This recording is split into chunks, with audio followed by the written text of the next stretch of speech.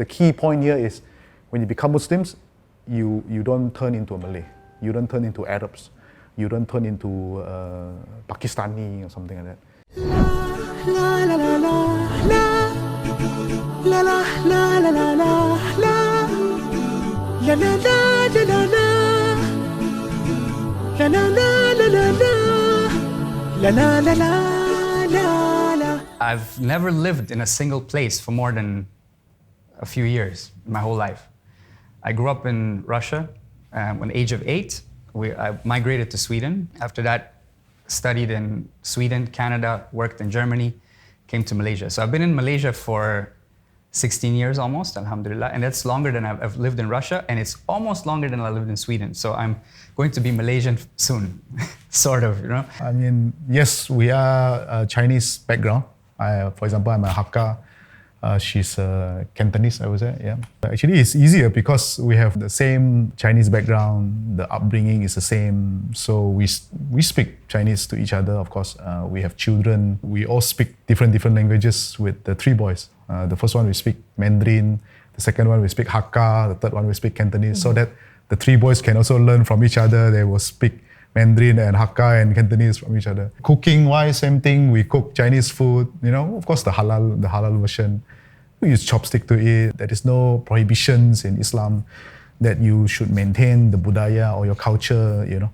Because as long as the culture is in line with the Islamic teaching, yeah, by all means, you know. So adapting was quite easy because I've always changed circumstances so much. So when you're introduced to Islam and then you have to just make a difference, what is Malay culture and what is Islam? Because a lot of times I didn't know the difference.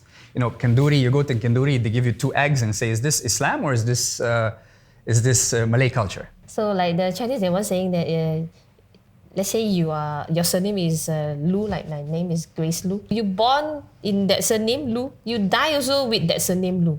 So you cannot remove that part in you because I'm definitely a Chinese. So whenever people say that, oh, you turn into a Malay, then I will tell them, no, I'm still Chinese. I still have my name with me. I still have my surname. There's a different perception that people think that when you embrace Islam means you embrace Malay. So I have to tell them one of the biggest population of the Muslim in the world is actually the Chinese in China. People have to know that Islam is for everyone. It's not only for that particular race. So for me, the adaptability wasn't that big. Like, I don't see it as a big step, because if a person is open-minded, just like we were saying about the food, you know, if you're struggling, and a lot of people who are saying like, oh, Islam, I cannot do that, I cannot drink, I cannot eat pork, as if that's the only thing you want to do in your life, right? So people look at it from their habits. They're not willing to improve. They say, look, I want to be a better person, but I'm not willing to leave my bad habits behind, and I don't even recognize them as bad. So for me, when I said, okay, Islam is all about becoming a better person, I say, I'm all in. Because I believe a good Muslim is represented all by his conduct, right? So if you see, like, going into that culture and this religion wholeheartedly, you just have to be always improving. So it's not like, you know, it was hard one day and then easy the other day. It's ups and downs, but over a period of time, I can say that it's a ongoing process. It is also actually a challenge in the very beginning of our reversion. It's the way to convince our parents as well. Because the parents always thought that when we become Muslims, we become Malay. But my parents witnessed. 15 years later today, of course, they realize becoming Muslims is totally not becoming a Malay. You know? In fact, our family members, alhamdulillah, they even helped to convince the relatives and friends. They said, yeah, my children become Muslims, but they did not become Malay.